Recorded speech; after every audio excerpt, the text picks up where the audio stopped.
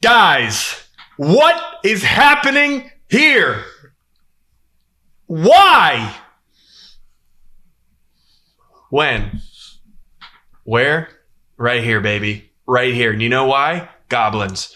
Welcome to Guys to Goblins. We're a D&D podcast. We play, we're a podcast. We are a D&D channel that is primarily a podcast. We're just a D&D channel. Who play D&D in a channel format, podcast format. Welcome to Guys to Goblins. This is Cragshade. Let me go ahead and introduce you to my favorite ginger boy, Ethan. Ethan, let Hunter awesome. Go and tell everybody how you're feeling tonight. Right in the camera. Camera number 2. I might die tonight, and that's okay, because you know what? We're all just meat, and we're headed for the ground anyway. It's fucking well said. Chris, smash or pass? Me. Love. Let's give it up for love, everybody. Do you want to know what trumps love? What love? What trumps love? I thought, okay. What trumps love? I'm running from the city where iron scrapes the sky. The garbage and neon, poison, rats and flies. The highway sign burning just outside. I'm running from the I'm running from the hell. Those hellhounds feel just off my heels.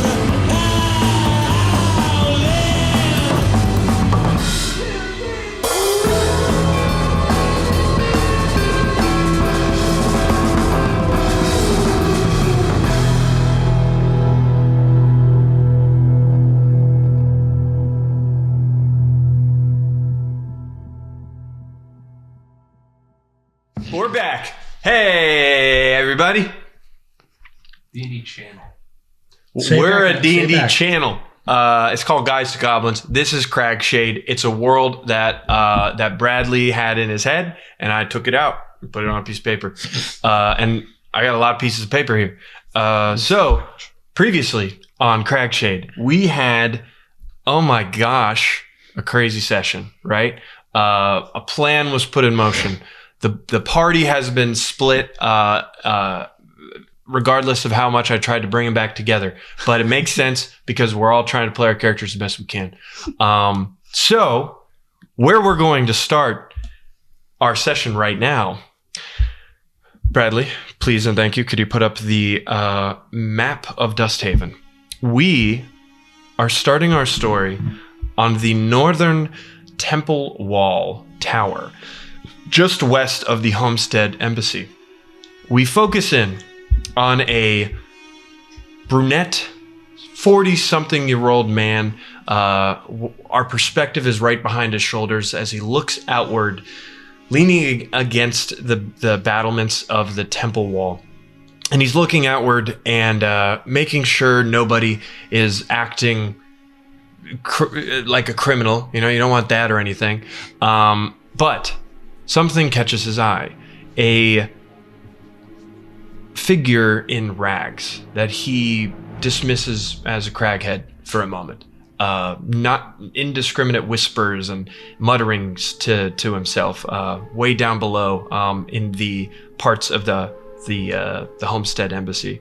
And this craghead starts whispering to himself over and over again, and this man on the battlements, this temple guard, kind of pays him no mind, until the craghead starts to look up at the guard and say, "Hey, fuck you, fuck you, fuck you." And the temple guard kind of like points to himself, like me? a couple other temple guards come over and look at this craghead just cursing over and over again, and it's getting louder and louder, saying, "Fuck you! Yeah, I'm talking to you. Come down here. I'll fuck you up, man. I'll fuck you up." And the craghead starts itching himself over and over again, and this man on the guard, this man on the wall, kind of just like scoffs to himself, and a couple of the temple guards say, "You got this one, Markle." And Markle makes his way down the tower and emerges out, going up to this craghead. And all of the temple guards on the wall are watching him intently, almost kind of rooting him on as he's going to go probably kill this craghead. And as soon as he gets close to the craghead and says, "Hey, you, come on, man, just stop doing that." He grabs his sword, it's at the ready, and this craghead turns and runs to this half-constructed house and just runs into the darkness and scurries.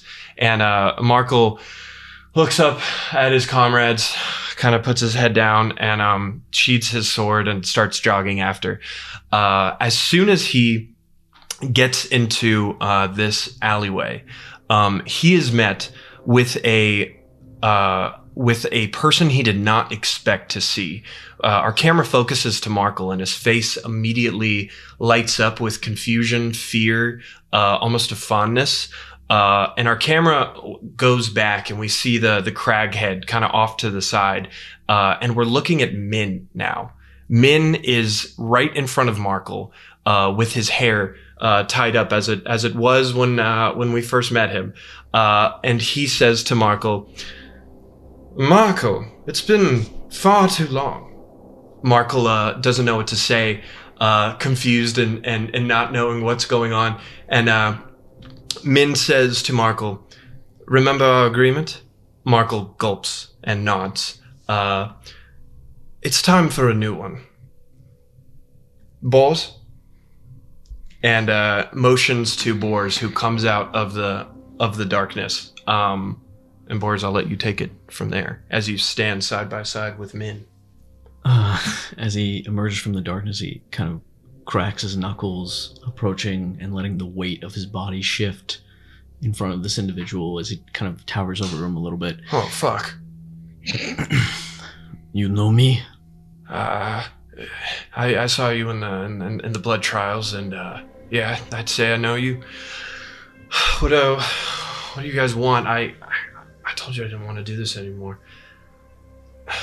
Where is there an entrance into the temple?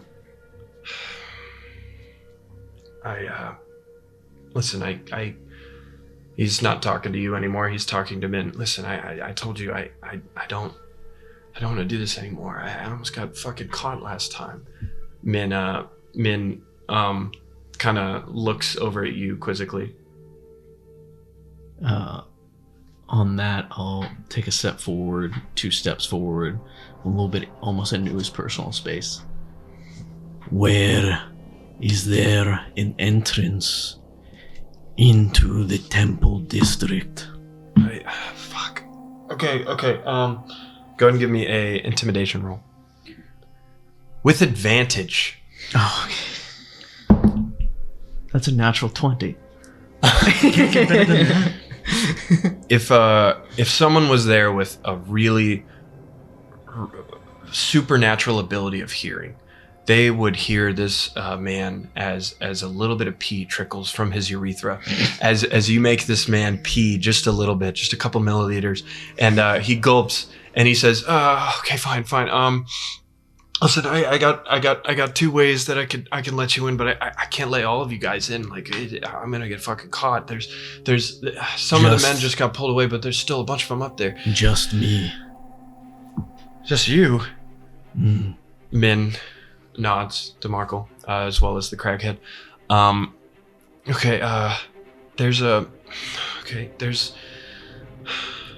can let you in through the north tower. You just have to wait until all the temple guards go away, okay?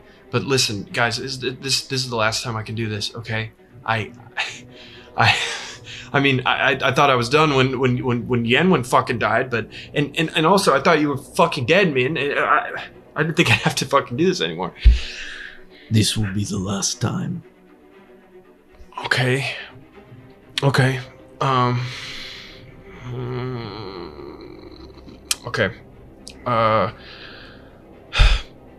They're pulling some of the guards away in about 5 minutes to go on some sort of search mission. Okay. I will be just stay there. I'll whistle. You'll get my signal. I'll let you right in. But once you get inside, I cannot be seen with you. I mean, if you get in there and someone sees me, I'm sorry, but I'm pulling my sword. And he sizes you up. Not that would do much. Let me in, then you can flee. I would recommend it. Okay. All right. Okay. I'll give you the signal. Yeah. Just wait for my signal. I'll go up there. I'll nod to Min, with an understanding of the time frame given, and I will go with Markle or wait. Yeah, wait for his signal. Wait for his signal. Okay. Yep. And we will move on to K. You are F-E-F-E. Yeah. You are in the Prophet Mines, created by Yenwen many, many moons ago to mine copper. Many, many moons ago. You are walking through a pretty natural walls and ceilings above you with stalagmites and stalactites. A couple different areas are kind of man-made where little pockets lead to dead ends with mine carts and ores and tools of that nature. And as you walk closer and closer, you are getting super, super close to the source of water that you've been hearing since you entered this cave. Now, real quick, I want you to go ahead and give me a history check.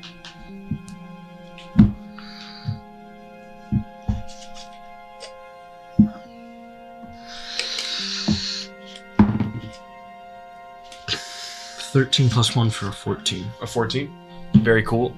In your depressive state after what happened to you, you recall different whispers of an old gold mine in what is called the Cathedral. That is what you know as like a main hub for the Prophet Mines. But you're remembering whispers of a gold mine that was shut down to mysterious circumstances as you're walking through this. And you come across a change in lighting. You've seen a couple like already lit torches, which has been pretty suspicious. But no crazy sounds, no figures or anything have been visible to you as you walk forward. However, as the roar of water grows louder, the tunnel opens suddenly into a massive fucking chamber. A waterfall crashes from high above, and you immediately identify that as the source of all of most of this noise.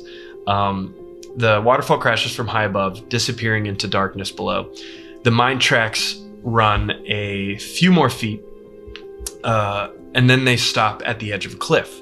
A wooden lift hangs there, its ropes stretching down towards a watermill turning far beneath you, and you've suddenly realized this is the source of the metallic clanging as the current pushes the watermill forward. As it turns the gears, a metallic clank can be heard almost in a rhythmic fashion.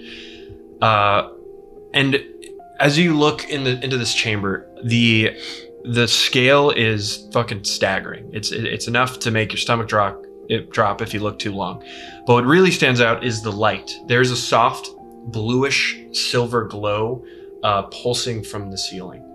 And again, there's a reason they call this the cathedral. It is massive, but also almost a mosaic in its patterns, as there's these blue, almost almost like vines that are growing all around the ceiling, and they're almost pulsing, kind of like the ocean in like a silver and blue light.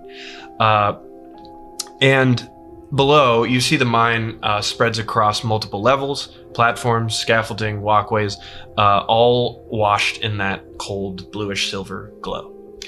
And as you walk towards the edge, you see a rough lever that juts out from the ridge, recently repaired and bound tight with rope, looking sketchy but usable. It's set in stone beneath it. A crude housing of exposed gears and pulleys sits quiet, not broken, but not resting either.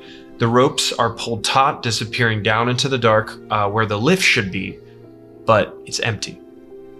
There's nothing there. All you see in its absence is a large stone counterweight lifting up where the adjacent to where the lift should be. Yes, just so you know. But yeah, what do you do? That's what you got. Okay. So big space in this cave. There's a waterfall going down, and then there's like a hole that presumably they've used to go down, and then there's the pulley system which brings like an elevator up and down the main like hole. Not a hole, literally just like a cliff into this giant chamber below you, and that lift is meeting that cliff that you are on. But the lift is not there right now. Only a counterweight. So you're getting the idea that this was recently used.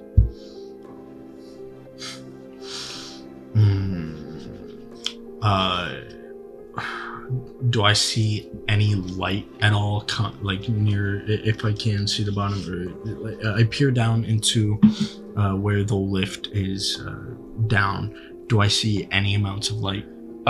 You don't see any amount of like torchlight at all. And when you look back up, you're realizing that as your torchlight moves with you, so do the blue vines above you, almost as if it's reacting to where it doesn't want to be near your warm light at all. Okay. How high up is the like lichen type stuff? How high up is it? I'd say a good like 40. No, a good like 40 to 50 feet. This is a massive chamber. No. And it's only on the ceiling? Correct. And you, as you're looking around the room again, you see in the middle of this main chamber where these minecart tracks kind of divulge off into different tunnels. You see a giant tapestry nailed into the cavern walls, and you peer closer and you realize that it is a headless figure. The tapestry itself ripped off where the head should be. Another piece is lying face down in the dirt. In front of that is what seems to be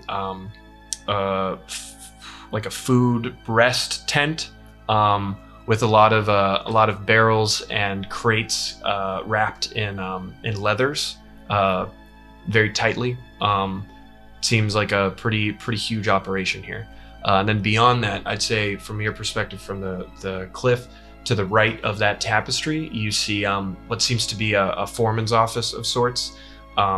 It's stairs bolted directly into the side of the cavern walls, going up to an open, exposed watchtower with a room in the back of it. But those are pretty much all the major structures. Everywhere else is just tunnels going deeper into the cavern, the river that the waterfall is leading into, and yeah. But you don't see any movement. All right, I'm going to take things slow, trying to make sure that no one can get the jump on me, and I'm going to go to the watchtower that's in here. Okay. Yeah. In order to get down, you are gonna have to just pull that lever. Yep. It's like probably like 20 feet below you, maybe 30. All right.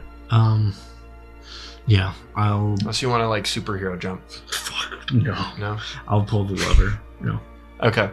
You pull the lever, and the gears on the lever extend outward, connecting with the main gearbox, and the counterweight starts to go down. The lift slowly comes up to meet you, and give me a perception roll.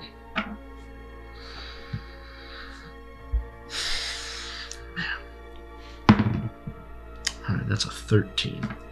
A 13? Yep. Awesome. You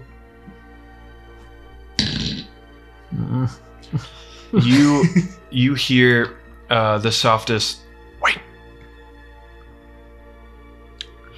It is not directed towards you. You hear that in the chamber below. In the chamber below? Yep.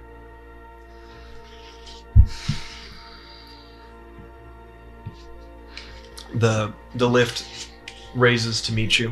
A simple wooden lift tied to a pulley system that's connected to the gears moved by the watermill, and it's flush. You can get right on it, and you could hit the lever that's on that to go down.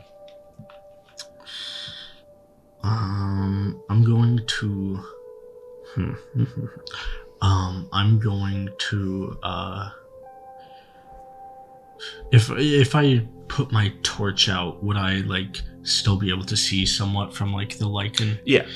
All right. I'm going to snuff out my torch, and then using the soot and ash on the torch, I'm going to draw out on the lift.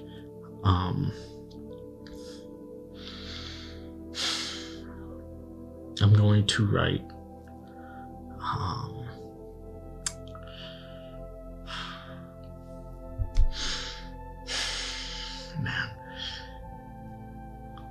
I'm just going to draw a frog, or if I have seen an Aneron symbol, I would draw You've seen that. the Aneron flag, which is literally just a frog. I draw that frog, and then I put a question mark, and then I'll send the thing back down. Without getting on it? Correct. Okay. Damn. You give it a moment, and there's like an eerie silence as it seems both sides awkwardly don't know what to do. Are you watching for movement or no? I'd be watching for movement, listening, keeping as many of my senses filtered on things that are either near me or things coming from down below. Down below, just out of sight, you hear soft footsteps against the gravel, and no vocal response or voice or anything, but the lift begins to ascend back up after a moment. I ready myself with sword and shield in hand, just in case, and wait for take a few steps back, wait for it to reach. Gotcha. You don't see anyone on there. You just look down where that was written, and you see in dirt essentially a check mark. Yep, next to the question mark that you had, and you hear a wait down below. All right. I'm going to relight my torch. I'm going to get on my stomach with torch slightly off. I'm going to lean over the edge slightly, peering my head down. And I'm going to say, "This is Effie. I need dynamite. I'm going to blow all those non-believers to hell." Oh my gosh. You're fucking crazy. You hear a F-E-F-E? Is that you from you're undercover, right? Yeah, you worked at the administration gate, right? Yeah, I know exactly where all those non-believers are hiding, and if I could just get a few sticks of that dynamite, and well, they'll be meeting Aniron soon. I can place it. I know just exactly where to place it to make them all crumble down, and we won't have a problem. Well, it seems like there might have been a disconnect in command. Aniron be his name. Here, come down here. We're actually looking for it. Insight check that motherfucker +0. How Oh, God. distrustful you made us. I know, right? That is a 19 on the die Yes. for insight. You genuinely believe this voice. This voice has no reason not to trust you. Okay. FEFE, she must have been delightful. You know what I mean? All right. To acolytes. Hold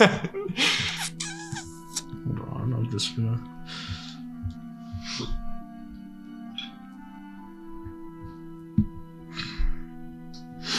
Would I? No, I probably wouldn't. I do have rations on me. I'll come down. Yeah, I'll step onto the thing and pull myself down, and I'll just be holding a thing of rations and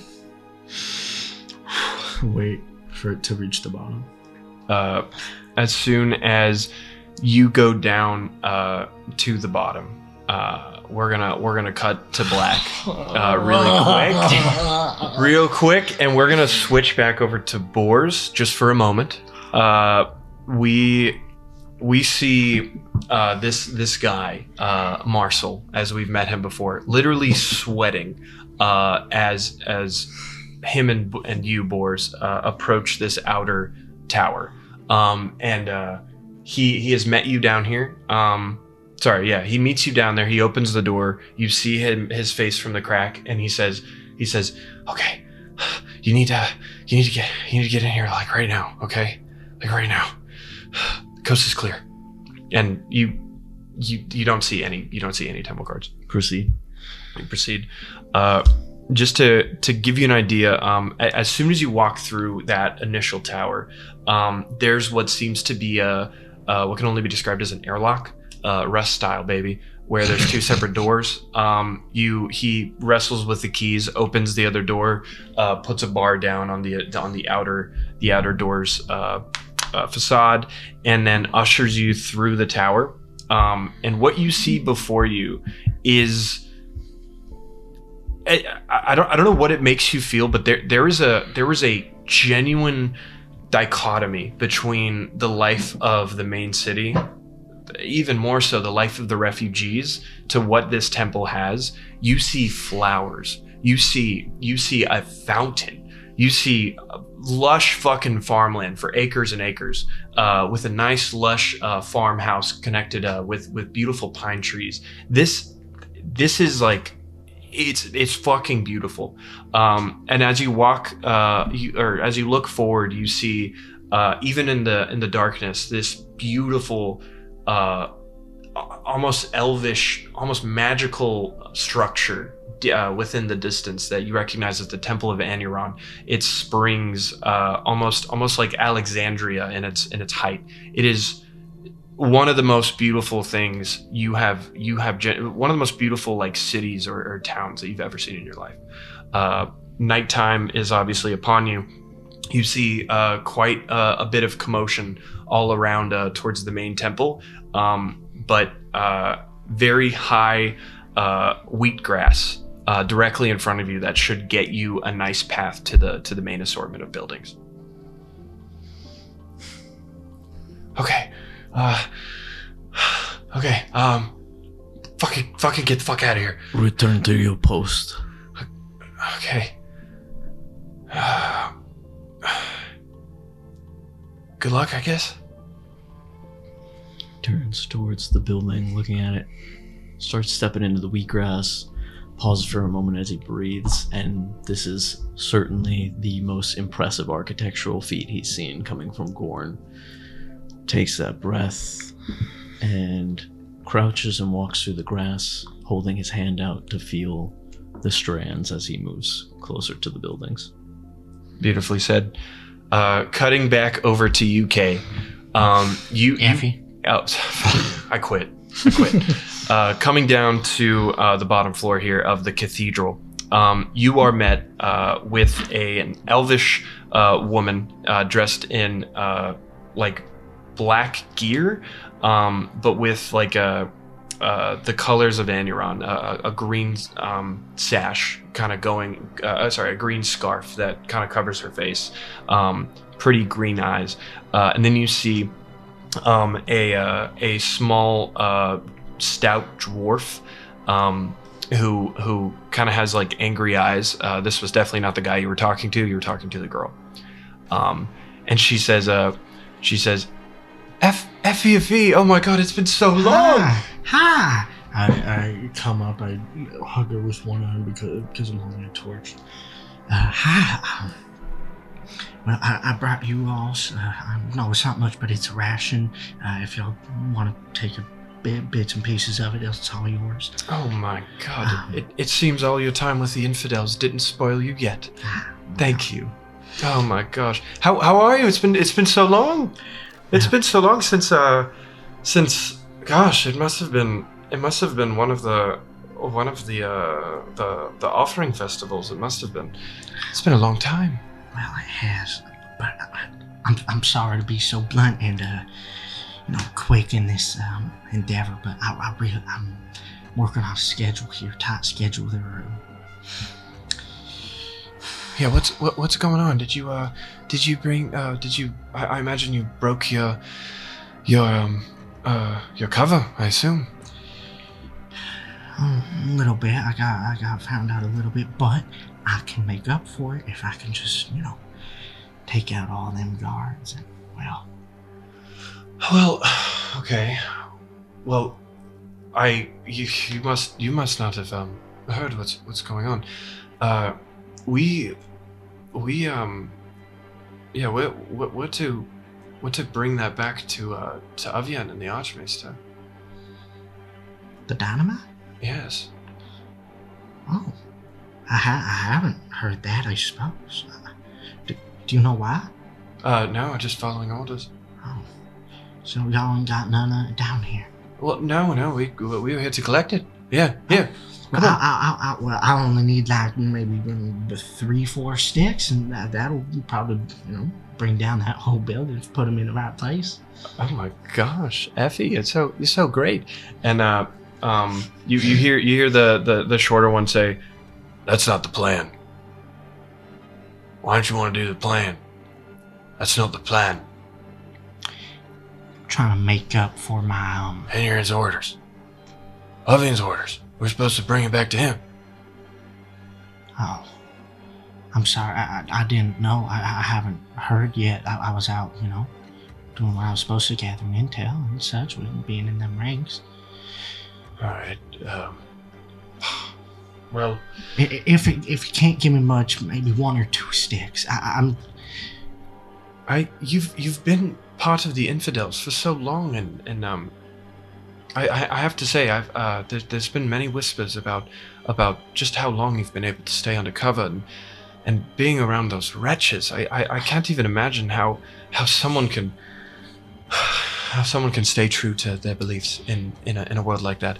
Are you sure you don't want to just come back? I mean, you're back. I believe I got one more job for from Aniron himself. Well, not from Aniron himself, but it's what I feel needs to be done. She puts her hand on your shoulder. Go and give me a persuasion roll. This is at advantage because I'm a different person. Yay! Yay! I'm sorry, you said persuasion? Haha. Yeah. Please. 18 plus 5 for a 23.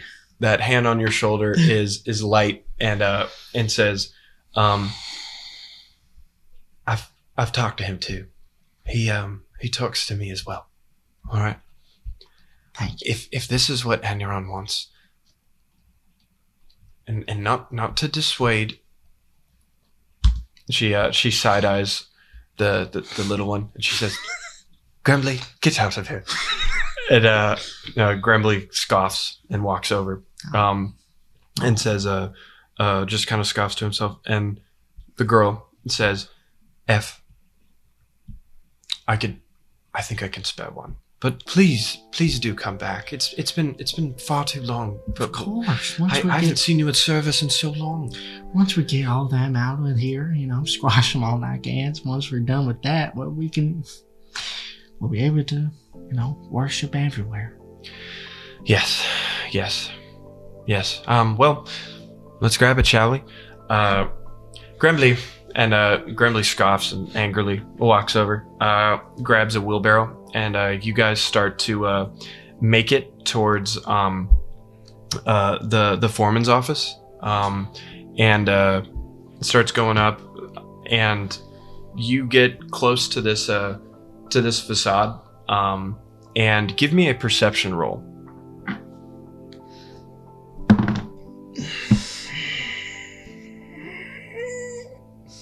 It's a natural one that I'm deciding on if I should use my inspiration on.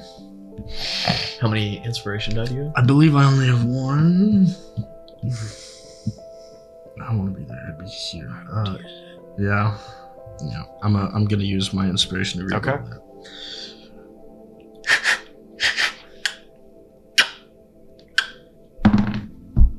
18. 18? Awesome. You hear through this very loud waterfall, I'd say deeper along the river, you swear you hear a muffled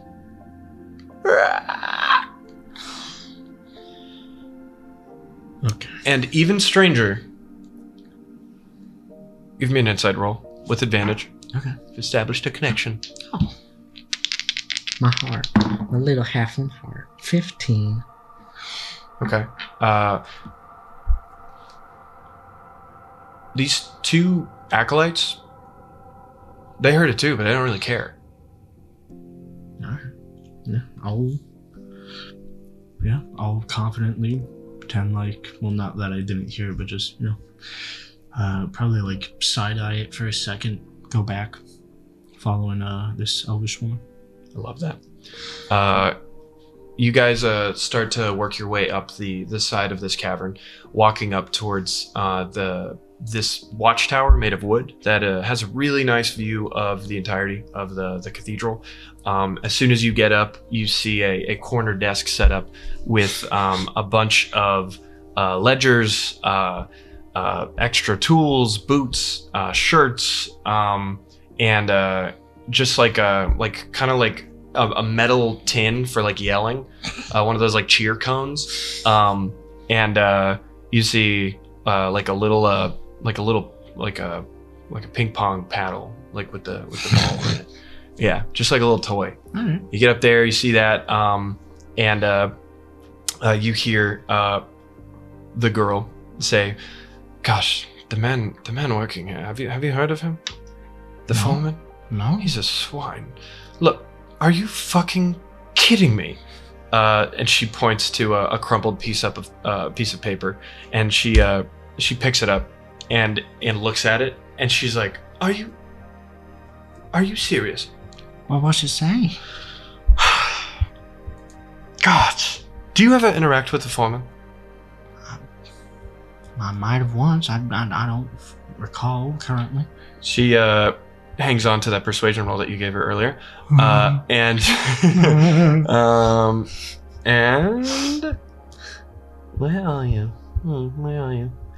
You see a letter that says, "It's been a week since the holy prophet Yenwin's tapestry has been desecrated. We've already asked nicely. Fix it or perish." And she says, "He crumpled this up. You're kidding. We sent someone down here to deliver that yesterday, and he crumpled it up. Oh my god. All right. Here's what we need to do.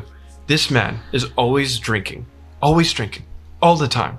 Okay? Look." And she pulls out a little vial of this dark purple liquid, and she says, "Find some rum." here? Oh yeah, All right. of course. You look at the room that's a part of this area. It's a back room. It opens up just fine, and as soon as you get in there, you see what seems to be like a casual living quarters in this area, somewhat. You see a little bedroll.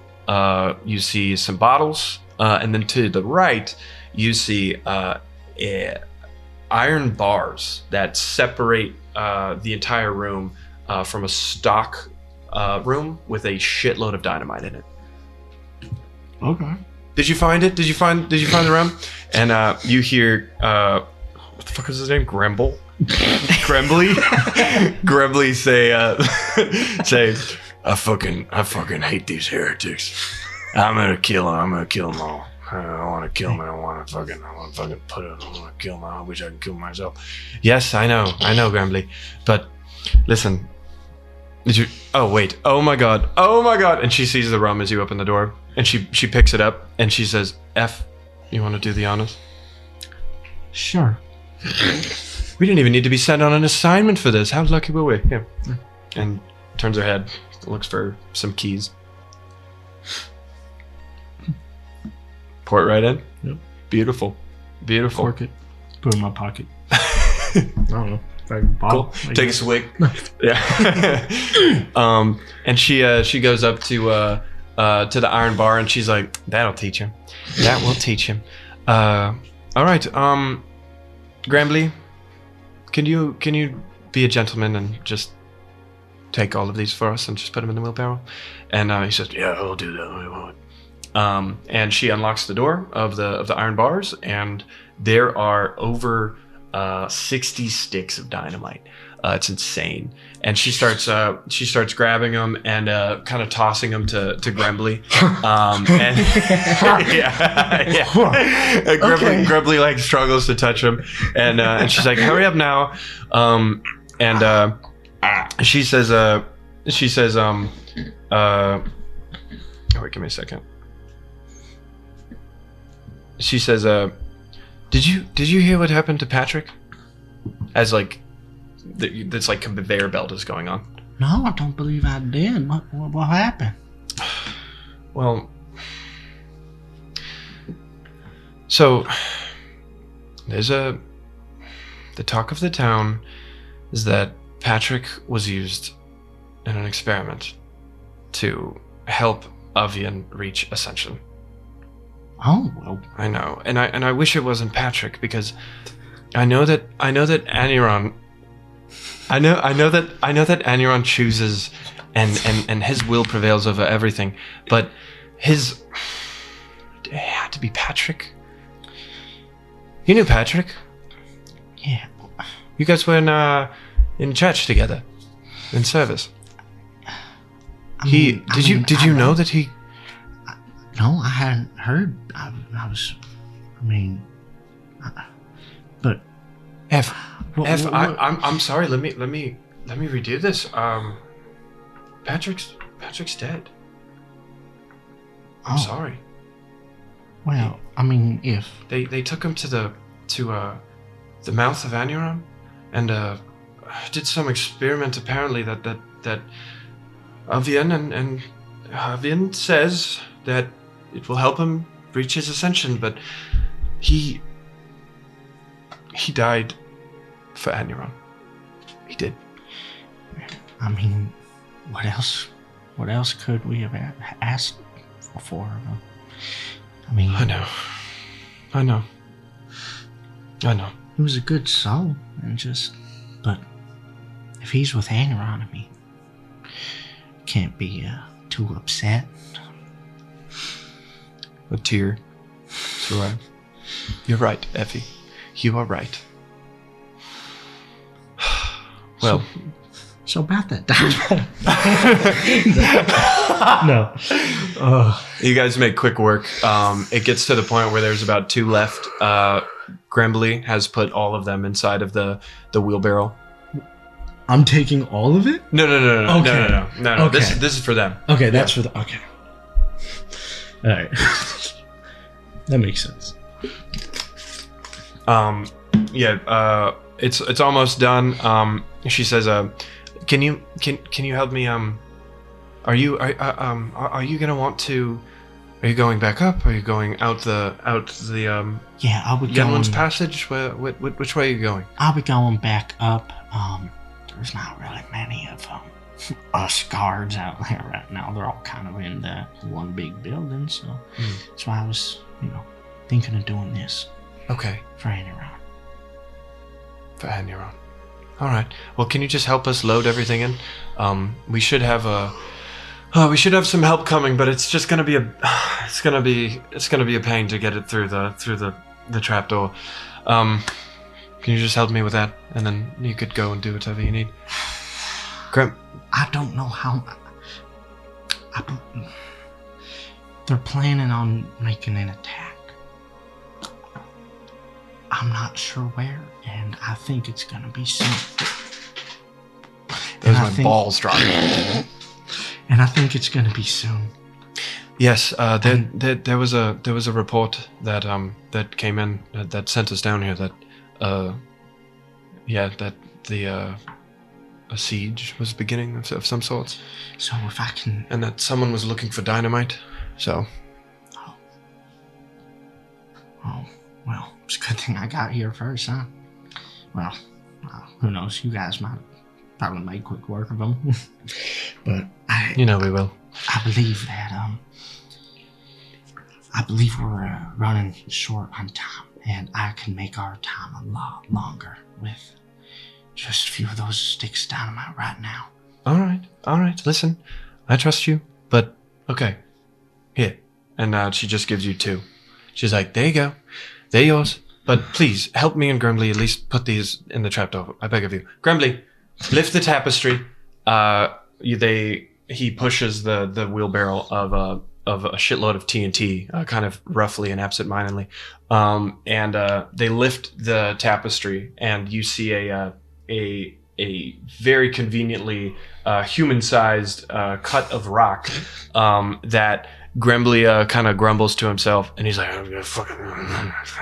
He has to like step 2 feet in the water because there's a little bit of water behind there, and he's kind of splashing around, kind of jostling it, trying to get it, and then finally you hear as it lifts up, and he's able to pull it out, and he's like, please help, please. All right. You're able to support that weight for him, and he reaches his arm in and pulls something, and then the entire rock is now no longer taut, and it kind of falls down a little bit, and you see a complex pulley system that was keeping this rock in, but inside of that tunnel you see just a continuation onward, deeper into what seems to be the mountains, and the girl and Grumbly start just putting the TNT in there. Grumbly gets up there, and then he's looking down, and he's like, "Can you can you hand me the wheelbarrow, please?" I pick it up or push it? I don't know. Just and the girl says, "Just here, I'll help you." And she's lifting it up and everything. And then she says to you, "Listen, thank you for this. Now, do tell me." And then she's interrupted by a sound deeper into the tunnel, as you hear voices. And she is not shocked by any means. And she says, "Oh, they're coming. They when we passed them, they said they still needed to do more experiments. Yeah, so we should have it from here. Thank you." Thank you. I want to do a perception check to see if I can hear Effie down there. Just to, like, right as I'm leaving, I hear the voices. I want to see if I can hear if Effie is coming. Just to see if I know how fast I need to fucking run. Run, just Yeah. 7. A 7. do it anyway. With a 7, you cannot delineate. You really don't know. All right. Well, it was nice seeing you again, and I can't wait to see you again tomorrow. And I'm sure it'll happen. Promise me you'll come back. Okay, F? Of course. All right. Grambly, come on. We'll have help down the line. starts running. The fucking full cave might cave in and get me fucked, dude. I trust me. I thought of it. I thought of doing it. But yeah, I go. The enemy has 58 sticks of dynamite. Yeah, but that's a lot of fucking boom right next to me. Yeah, that's most likely me gone. Yep. So, yeah, I'm going to run back to the pulley elevator thing. Okay. Get on there, raise myself up. If there are no interruptions, I get up there. I then... Do I cut the elevator? I probably should. Yeah, I probably should, yeah. I'll cut the elevator and start fucking sprinting my ass back as to you're going Haven. up, almost done with the lift before you cut that off. You hear the familiar voice echoing through the tunnels. F, how did you get here? You were just over there. Wait a minute. Yep. I fucking reach the top. I jump off. I cut the rope. Yeah, I cut the other rope that holds the weight just in case. Who knows? Fuck the pulley system. And I'm sprinting my ass to Haven's Hollow as fast as possible. Okay. And as you were, Oh my god. I want to just give you a point of inspiration for that for that whole thing because that was really fun. I really like what you did there. And we are going to cut over to Castus. Castus, my boy. Castus, you are awoken. You've maybe been asleep for not okay. You've been in a trance for not enough time to recover. Figures. Yeah. And you hear a knock on the door, and you hear BB go up to you, and he's kind of moving you around, and he's like, "Hey, Cassis, there's a knock on the door. I can handle it." I get up. I pull my crossbow out. I load it. I hold it to probably like head chest height. Yep. And then I swing the door open. Okay. Finger on the trigger. A finger on the trigger. Go ahead and give me a dex. Give me an initiative roll. Oh. 8 plus 4. 12. Pretty good. Could be worse. Okay. Could be worse. You diabolical.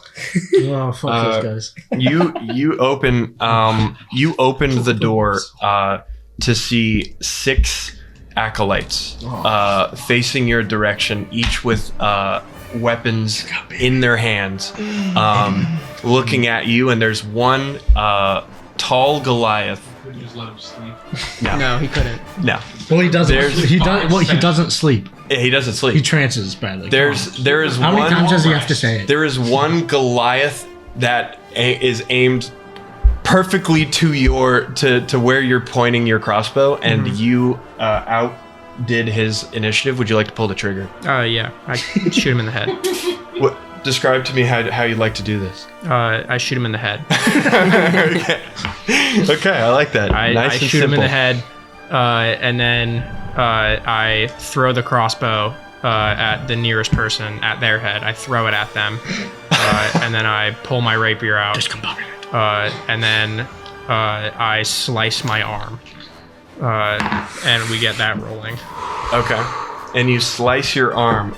Let's go ahead and get a little bit of initiative in this bitch, as 4 I acolytes only take 1 remaining. damage.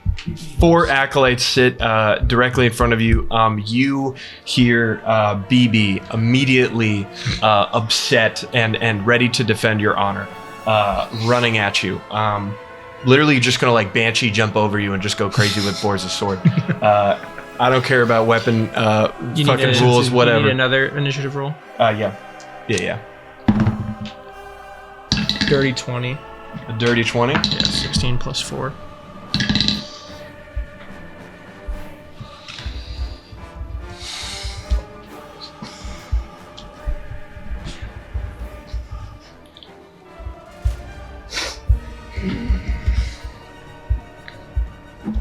Okay. You are top of the order. What would you like to do? 4 acolytes now. The one you shot in the head is dead. I'm going to give you that one for free.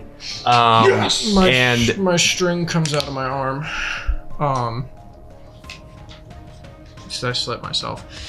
Do all of them have weapons drawn? Yes. Okay. Can I get a quick check on what all those weapons are? Like, are they all melee, or are some of them ranged? All melee. They're all melee. They a couple of them have ranged weapons on their hips or on their backs, but all melee. All right melee now. out right now. Yeah. Okay. Not expecting this welcome party. Yeah. I will add. I can use the string as a bonus action, which is sick.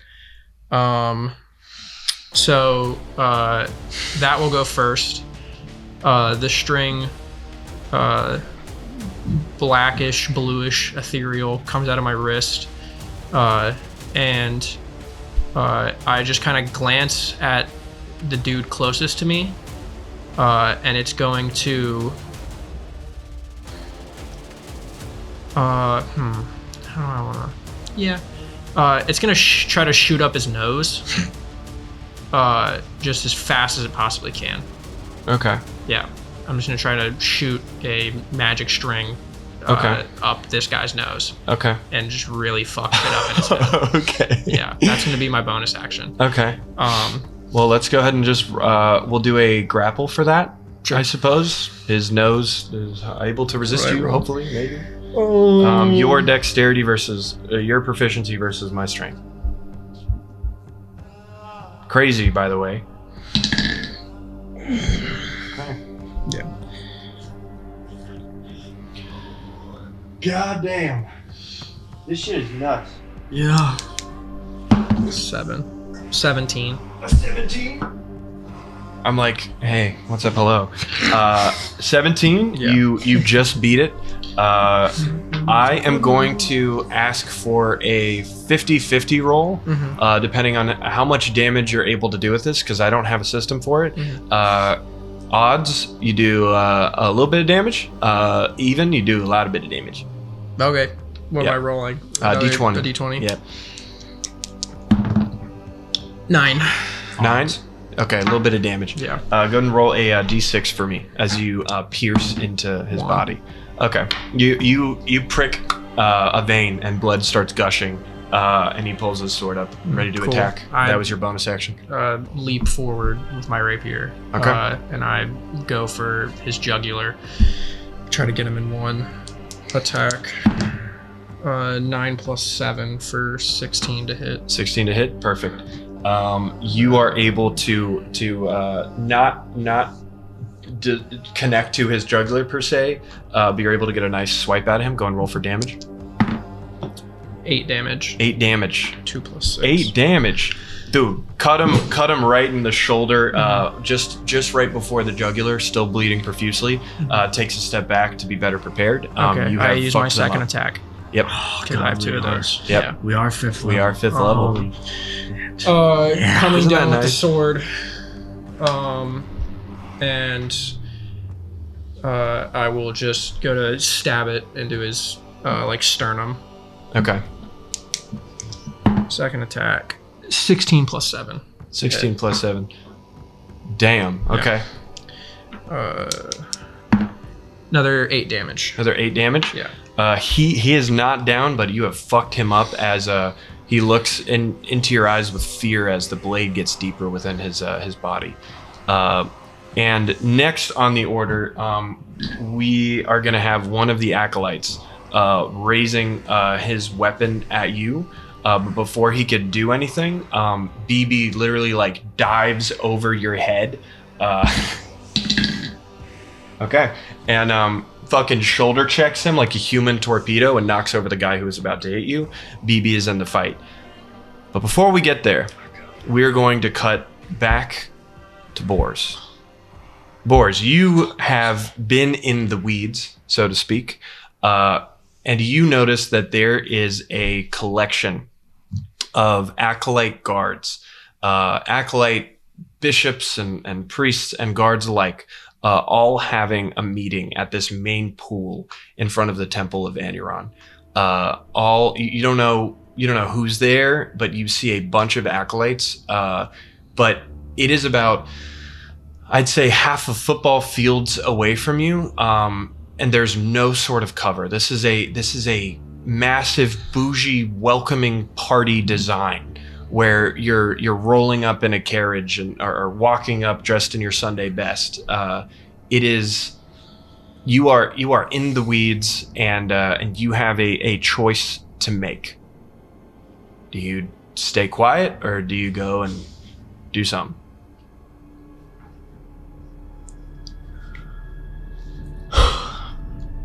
Good Hand reaches out, grabs a weed, and crushes it in his hand.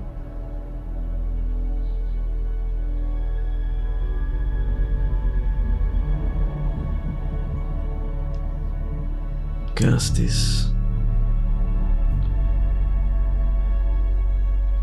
This one is for you. Take a deep breath. And he begins to run towards the group of acolytes as the runes on his body glow. And as he leaps into them, he will rage. Whoa. No! Whoa. No! Cutting away from boars. Two things happen to you guys. Kay, as you are running through these tunnels, you are met with an ear-splitting, high-pitched scream coming from all around you, and the walls in your tunnel begin to shake. Castus, as BB flies above you and you make eye contact with him, you are blinded for a moment as a giant ray, a giant column of deep white and blue shoots from the sky into the temple and hits the ground with a giant explosion, and we cut to black.